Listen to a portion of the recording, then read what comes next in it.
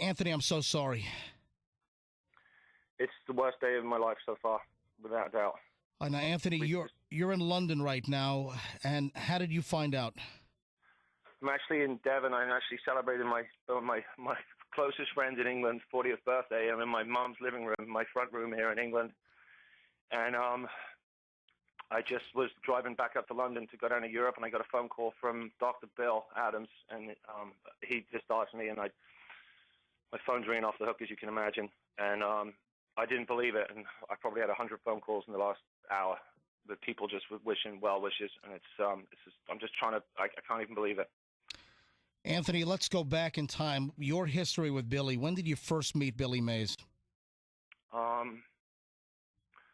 met Billy in Pittsburgh in about 1993, and he was selling this thing called the Washmatic, which is the same product that I sold, and we just became, what you see in this TV show is exactly how we were in real life. We had a brotherly rivalry that was ridiculous, and we were also the best of friends.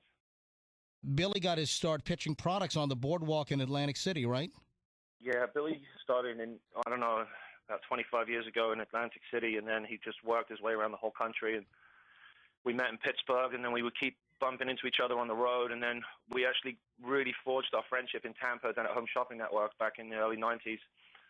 And we were just on the air every single day together, and we used to sleep in the green room, the two of us, and we just became really good friends. And then in 2000, we were asked to work together for the first time. We were always kind of going up against each other, and we started what's now become his brand. OxyClean was the first project we ever worked on, and then we were a great team. We were really good. He's the best on-camera talent I ever worked with, and he was just a pleasure to work with. He's a true professional, and I know he was a little loud for a lot of people, but I loved it.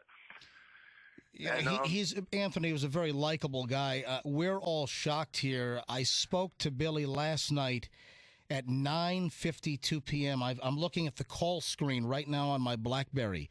I spoke to him before he went to bed last night. He had unbelievably was on that U.S. Airways flight. I think it was 1241 U.S. Airways, Philadelphia to Tampa, and they had a very hard landing. They had front gear separation on the hard landing. The plane was disabled on the runway on 36 left for most of the day yesterday. Billy told me that he hit his head on the overhead luggage compartment where he was sitting because of the hard landing. I didn't speak to Billy. The saddest part is I got a missed call from him sometime yesterday. It was my friend's 40th, and I was going to call him today, and my phone is just going off the hook. There's people ringing from all over the world. People from France ringing. It's ridiculous. I didn't speak to him. I know he was going in for a hip surgery tomorrow, and he was really nervous about it. The last time I saw him was, ironically, I think after we did Conan O'Brien together, which was the biggest night of my life with him, and that was the last time I saw him. So, and he was in really good spirits. He was nervous about his operation, but Billy, you never know with Billy, he just always put on that blue shirt and big smile and never really let anyone know. And now, I don't know. You were on Conan last Tuesday night to promote the final season finale episode on the Discovery Channel for your show Pitchman, which has been a great success. It's already been renewed for season 2. What is the show without Billy now, Anthony? I've spoken to some of the people at Discovery Channel, and everyone is shocked. I spoke to our producer Tom Beers this morning, and I said I want to dedicate the last finale episode to Billy and make it a tribute to the greatest pitchman the world's ever seen. And I don't know, he's my best friend. I'm really cut up, AJ. It's really hard to talk. Anthony, I understand that we've known Billy just for a short time, but I think that you and Billy and our morning crew, we forged a very quick friendship. Of course, we've been talking about Billy and his products and your products now for years and years, and we finally were able to hook up with you guys in the studio just a couple of months ago. We shot that McDonald's drive-through bit, which has pulled in hundreds of thousands of hits on YouTube. And again, I just can't believe that I spoke to him at 9:52 p.m. last night. He was telling me a couple of things which were fantastic for his career. He told me that he had just signed a Taco Bell endorsement deal, and Billy Mays was about to do a whole campaign as the Billy Mays pitchman for Taco Bell.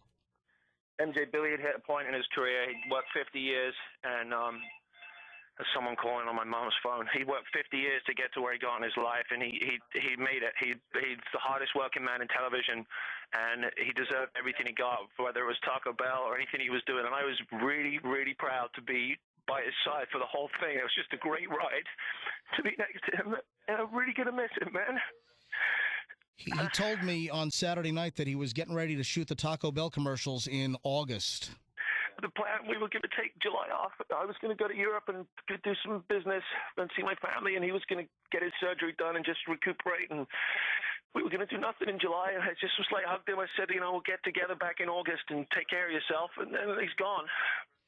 Now, you've spoken to his family, correct? Who have you spoken to this morning so far? Spoken to his wife, who's devastated too. I spoke to his son, who's just in shock, and his mother is absolutely crushed. Is absolutely crushed, and she's on her way down. He's a very large family, and they love him. And he's Pittsburgh native, and I think. I don't know, MJ. It's just, it's a really sad day for everyone. I mean, if anyone who knew Billy, he was more than the man in the blue shirt with the big beard. He had a heart of a lion. He had a heart of gold. So, he's one of the most giving people I've ever met in my life, and I'm really, really, really going to miss him. Anthony, what did his wife say? What time did she find him on Sunday morning? His wife, you probably have to speak to Deborah. So I think she probably would appreciate some privacy at this time, and his son, the family, just to get over it. But to anyone listening who's Billy Mays fan or not, he's going to be missed big time. Let me tell you right now that we've seen him on TV. We've seen the commercials over and over again. Recently we forged a pretty fast and furious relationship with you guys, and he's just a gentleman. He is a nice, nice man. He loved you guys. He really did. He really did. He was. It took you about 2 years to get him on the show because he was mad about the Mighty Buddy. But he came on and he really, really liked you guys. And he would call me in the morning sometimes, and he'd be like, "MJ and Fester are at it again." And I said, "We got to go in there and see them." And he really did. He really did like you guys. And he just had a massive love for life and love for people and love for everybody, and he's going to be missed in the Tampa community in a massive way, and for everything he gave. He's just a great guy. You couldn't meet a nicer guy. Again, I think everyone is shocked. Anthony, was there any indication other than he was having trouble with his hip? This was going to be his, third operation? Yeah, he's having trouble with his hip. I never really spoke of it. I knew if anyone who knew him, he always had that limp, but he would hide it really good. And one of his biggest concerns on Conan was walking out there. He said, "I just don't want anyone to see me limp." So I think he was in a lot of pain, but Billy never quit. He's one of the hardest working people I met, and he'd never go down. And, I'll always remember him as the hardest working, most friendly, giving, caring person you could ever meet. Anthony, do you think, I know it's tough to speculate, do you think the schedule might have been too tough? I don't know. I don't even want to speculate on that, MJ. Billy was he had a lion heart, as we say in England. I don't know. Billy would work harder than anyone I know. So I don't know. I don't know. I don't know anything right now. I got to talk more to his family. I don't know. I'm just devastated. I'm in another country and another continent, and I'm on the next flight home, and I got to go see my friend and say goodbye to him. Anthony, from all of us here at the MJ Morning Show, we are devastated as well, but obviously just, I can't even understand what you, knowing him for so many years and business partners, a successful television show on Discovery, getting ready to go into season number 2, I can't imagine what you're going through right now.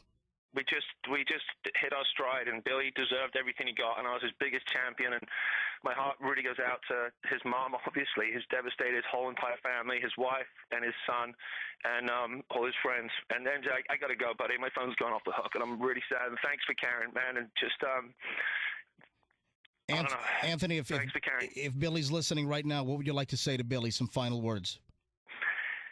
Thank you, buddy, for carrying me as many days as you did, and I'm going to miss you saying, "Hi, Billy Mays here." I got to go. Bye, Anthony. I'll talk to you when you get back to Tampa.